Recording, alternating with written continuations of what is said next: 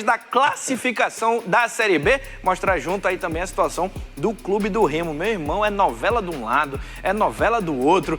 O Remo, por exemplo, perdeu a 5ª colocação. Aquilo que eu tô falando, o Remo não tá conseguindo mais nem ser o porteiro ali da festa, né? Porque já devem subir. Criciúma, 43, Chapecoense, que ainda joga nessa rodada, e aí que tá o detalhe, tá? A Chapecoense vai pegar quem? O Atlético Paranaense. Torce pra quem? Porque se a Chape ganha, 44 pontos. Aí o Remo vai ficar a 4 pontos do Criciúma. Se o Atlético ganha, 39. Empata com o Remo, parceiro. O Atlético tá num crescimento. São 3 vitórias. E um time com a camisa do Atlético, inclusive aposto, tá? Acho que o Atlético vai subir. Tá? Porque o Atlético é o time que não pode crescer na competição. Inclusive se preservou na Copa do Brasil, contra o São Paulo, justamente focando na Série B. Justamente. Vamos colocar aí o outro lado pra gente falar da situação complicada que o Paysandu vive. E os adversários do Paysandu nem foram bem nessa rodada. Ferroviária, por exemplo, acabou perdendo ontem para esse Novo Horizontino que passou o Clube do Remo. E aí o Paysandu tá ali a 6 pontos do Botafogo de Ribeirão Preto, e é para ali que o Paysandu tem que estar olhando. Esquece Amazonas, esquece Volta Redonda, tem que olhar para o primeiro fora da zona e fazer o seu. Vamos seguir aqui, essa tabela serviu para a gente fazer a transição aqui para falar do Pedro Rocha. Como eu falei, o Remo tá naquela de ficar ali, ganha, empata. O Pedro Rocha acredita que os azulinos vão brigar até o fim, e obviamente que para isso tem que começar vencendo sábado. Vamos ouvir. A gente tem um pensamento de o quanto antes conseguir, né, classificar, de estar ali em cima, né, pra gente ficar, e o torcedor também ficar mais tranquilo. Mas a gente sabe, imagina, pelo jeito que tá indo, vai, pelo menos até a última rodada, vai ter algum tipo de decisão. Então a gente vai trabalhar muito para isso, para que chegue ali na reta final, nos últimos jogos. Se a gente já não esteja, né, classificado, a gente esteja brigando ali com grande chance. E, sem dúvida, esse é o nosso maior objetivo. Vamos lá, a gente está falando aqui do Paysandu de uma maneira muito clara e objetiva, até apontando que o Paysandu está praticamente rebaixado. Um milagre precisa ser feito, e como eu estou falando, está cada vez mais difícil até para os Santos fazer esse milagre para o lado bicolor. Vocês acreditam que o Remo chega na última rodada brigando por esse acesso? De maneira clara e objetiva. O que tu olhaste pro cara? Responde, Saulo. Porque ele é o convidado, a prioridade é dele. Então bora. Vamos lá, o Remo, sem murismo, que é jogo aberto não tem muro. A coisa bem friamente. O Remo vem fazendo uma campanha, isso é uma coisa, aliás, que a gente sempre cobrou. Que os times do Pará numa Série B começassem a ter essa perspectiva de estar brigando na primeira página. Ponto. O Remo vem fazendo isso na competição. A gente não vai entrar na questão do desempenho. Que, aliás, na verdade, a gente tem que entrar nessa questão do desempenho, que é algo fundamental, para a gente criar uma perspectiva, que a gente não está vendo desempenho no Clube do Remo. Eu acho que é isso que faz a gente ter dúvida. Exatamente, aí que eu vou chegar. O Remo hoje é 6º colocado, o Remo hoje está brigando para chegar na elite do futebol brasileiro. E com esse futebol limitado, futebol que não encanta, o futebol que não consegue deslanchar. Futebol que não tem início, meio e fim, o futebol desorganizado, mas está tendo resultados. Isso é um ponto também para ser analisado, para ver o nível que está essa Série B. Se o Remo vai chegar entre os 4, pelo menos até essas 26 rodadas, não chegou e não se manteve. Eu acho que da mesma forma que a gente pede um Remo regular dentro de campo, a gente tem que ver um Remo regular de G4. E vamos ver se acontece nas 12 rodadas seguintes. Sabe o que me assusta, Saulo? Pós-jogo, tanto Antônio Oliveira, quanto Pedro Rocha, quanto Marcelo Rangel falaram, né, depois do empate contra o Vila Nova, e eles falaram que o Remo não conseguiu competir contra o Vila Nova.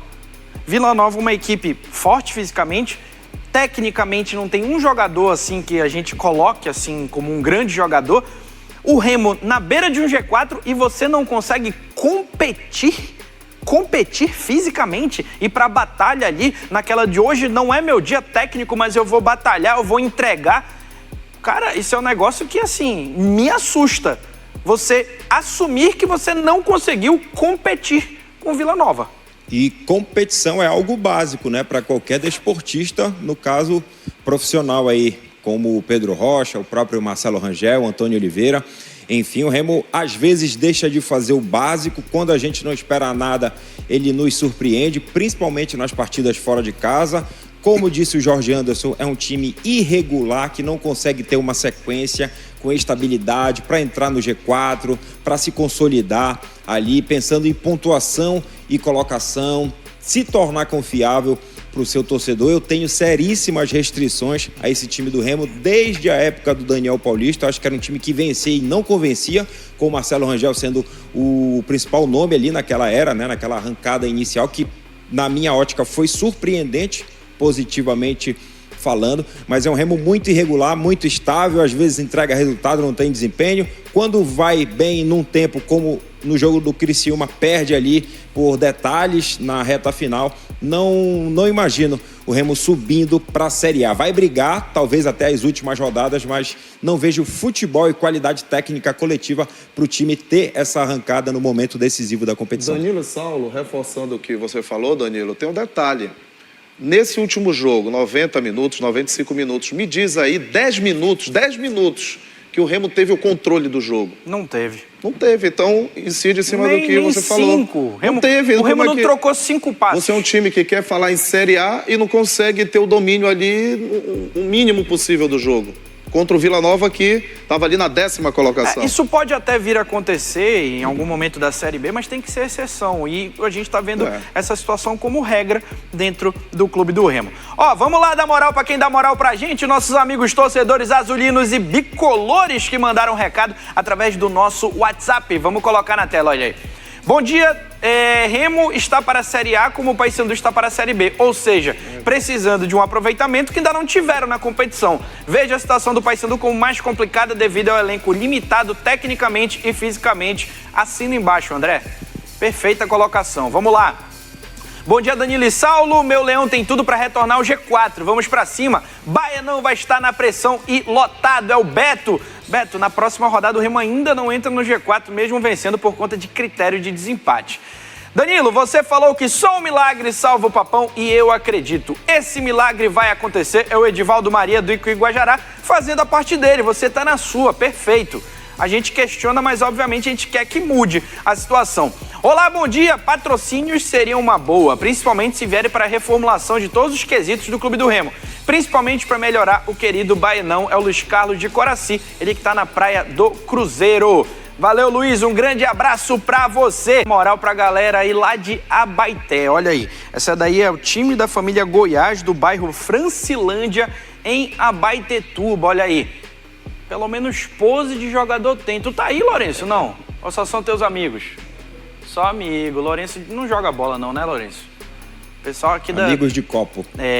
O pessoal daqui do estúdio, dia desse eu chamei o Adilson pra fazer uma embaixadinha. O negócio foi feio. Aí ele mostrou porque que ele é um excelente cinegrafista, né? Fazendo embaixadinha. Vai ter o próximo jogo do time da RBA lá em Americana, né? Vai? Time do Coronel. Oh, beleza. Vamos lá, Dori Edson, que é o nosso editor que tá lá no comando, né? O Motorzinho, já foi Motorzinho um dia. Hoje tá Barreirinha na zaga. Barreirinha na zaga. Saulo já se aposentou, né, Saulo? Só golfe eu jogo agora. Golfe? Isso. Tem... Nosso Carlos Gaia com aquela pata esquerda dele. Sem chuteira, descalço. Que beleza. Ele é único. Ele é e com 2 tornozeleiras. 2 tornozeleiras. Aliás, Danilo, um abraço, você falou aí de Abaetetuba, em Portel, a TV Caxiuanã, né? Aqui da nossa RBA, todo mundo acompanhando lá, um abraço. Bacana. Nosso Marajó. Nosso Marajó ali, forte, com breves também, né? A galera acompanhando a gente através desse sinal da RBA TV. Ó, vamos falar desse jogo do Clube do Remo, que vai ser no estádio Baianão. Baianão que vai ter pouco mais aí de 14 mil torcedores, né, liberados para poder assistir esse jogo. Então, por isso, o torcedor azulino, que é sócio-torcedor, ele vai ter que fazer check-in. Vamos colocar na tela aí. Esse daí é o aviso que o Clube do Remo colocou na rede social. Atenção, sócio-torcedor, check-in disponível. Isso daí é uma novidade, tá? O torcedor azulino ainda não precisou fazer check-in. Isso é uma novidade. Então você que é torcedor azulino, entra lá no site e confirme a sua presença. Ah, por que eu tenho que fazer isso? Porque se você não for, libera ingresso para quem não é sócio-torcedor. E faz com que o clube tenha uma renda a mais, com que um torcedor possa estar lá. Porque se a gente for fazer a conta, Remo tem o quê? 5 mil sócios torcedores? Aí você coloca gratuidade, meia entrada, vai sobrar de ingresso normal para ser comercializado pouco mais de quê? 5 mil? 6 mil? Então, assim, não são todos os sócios torcedores que vão, então vai liberando. Isso daí é algo mais do que normal no Brasil todo, tá? Então, como o Baianão é um estádio menor para 14 mil torcedores, não é igual à situação do Mangueirão, esse check-in vai ser liberado. Muita gente já me perguntou, como é que eu faço? acessa lá o site do sócio torcedor e você vai conseguir fazer o check-in com tranquilidade. Sabe quem é que tá nessa expectativa para jogar no Baenão? Obviamente que o torcedor tá nessa cuíra para voltar para casa. Mas o Pedro Rocha, cara, ele ainda não jogou uma partida oficial. Naquele Remo e São Raimundo, ele não atuou e ele tá doido para ver como é que vai ser isso aí. Vamos ouvi-lo. Acredito que a gente possa sim levar vantagem, porque a gente treina e, querendo ou não, a gente já conhece um pouco os atalhos do campo aqui, né, do Baenão. Eu ainda não joguei aqui de fato, no único jogo que a gente teve esse ano, que foi sem torcida. Eu acabei não jogando, eu viajei para o nascimento do meu filho. Então, estou com a expectativa muito grande de agora com o nosso torcedor, né, nos apoiando, fazer daqui um grande caldeirão para que a gente possa sair com a vitória. É isso aí, olha aí, Clube do Remo nessa situação, apenas 4 jogadores, se eu não me engano, já jogaram com torcida ali dessa galera que tá hoje. A gente pode colocar o Marcelo Rangel, que jogou o Parazão do ano passado, Jaderson, Pavani, são caras que já estão habituados ali com jogar no estádio Baenão. E aí, aquela famosa história, eu imagino que possa jogar a favor e tudo mais. Isso tudo depende muito do clima que o torcedor vai colocar ali, porque se for naquela impaciência... O Atlético Goianiense pode usar isso contra também. E certamente pode rolar nessa situação da paciência. Agora é importante, tem muitos temas aí, mas como o tempo é curto, Danilo, é importante ver o futebol organizado. A gente vê, por exemplo, o Pedro Rocha ser um jogador que ele possa fluir o futebol dele. Esse jogo passado agora, ele e o próprio Jaderson. São jogadores de extrema competência, são jogadores que foram muito mal aproveitados no jogo passado. Estavam mais preocupados, o Pedro Rocha, em fazer o corredor e marcar do que propriamente ter a liberdade, porque o time está desorganizado. Isso prejudica, inclusive, a individualidade. Se o coletivo está bagunçado, a individualidade não aparece. O Jaderson, rapaz, foi angustiante de ver. Ele só correndo atrás da bola. O Jaderson, em nenhum momento, chegou à área. Foi um jogador que chegou para fazer um passe, um cruzamento no último terço. Então, independente de Mangueirão, de Baenão, vamos jogar futebol. Antônio Oliveira, vamos organizar o time para que aí sim o torcedor possa ter essa perspectiva nessas últimas rodadas aí. Teve um momento aí dessa entrevista que o Pedro Rocha falou, não, eu peço para que o torcedor apoie a gente, cante até o final. Cara, se o time jogar bola, não precisa pedir esse tipo de coisa, Saulo. A gente sabe que o torcedor chega junto, a gente sabe que vai ter uma festa ali do torcedor azulino que está nessa expectativa para o retorno para casa, mas a gente não pode achar que todos os problemas do Remo vão ser resolvidos porque vai jogar no Baenão. Falando em problemas, eu espero que o torcedor seja muito bem recebido no Evandro Almeida e se comporte de uma maneira civilizada. Aconteça o que acontecer, é jogo pesado, é decisão. O Remo não tem essa característica de propor, de ter posse de bola, seja no Mangueirão, no Baenão, de dar abafa. Qualquer outro campo. Essa questão do abafa, ela pode ser treinada, inclusive, essa semana. Isso faz com que o torcedor veja ali o atleta se esforçando e aquilo deu uma influenciada boa no ambiente. Enfim, mas é um Remo que precisa cuidar bem do seu torcedor e cuidar bem da bola, jogando com equilíbrio, buscando o gol talvez logo no início para as coisas ficarem mais tranquilas, porque o jogo vai ser tenso e o Remo precisa dar uma resposta mais do que nunca, até pelo fato de voltar ao seu caldeirão. Saulo e Jorge Anderson, vamos trazer uma notícia boa aqui pro torcedor azulino, pro torcedor bicolor. Isso porque tem patrocinador novo chegando na área com um aporte importante em um setor importante, categoria de base. E olha, isso foi anunciado em primeira mão, em rede nacional, aqui na RBA Band, no último domingo. Vamos colocar na tela. A gente começou também esse trabalho com o Remo e Paysandu. Pudemos assinar o contrato ontem, é uma novidade exclusiva aqui para vocês.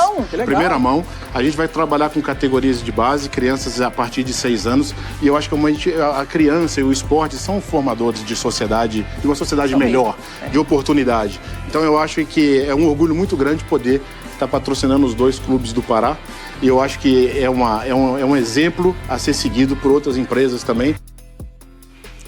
A gente fala tanto no papel do futebol na sociedade, a gente fala tanto em investimento em categoria de base, em meninos que têm talento no futebol paraense, tá aí uma grande oportunidade, hein, Jorge? Grande oportunidade, parabéns. O futebol paraense abrindo os olhos, é claro, a gente já sabe disso, né?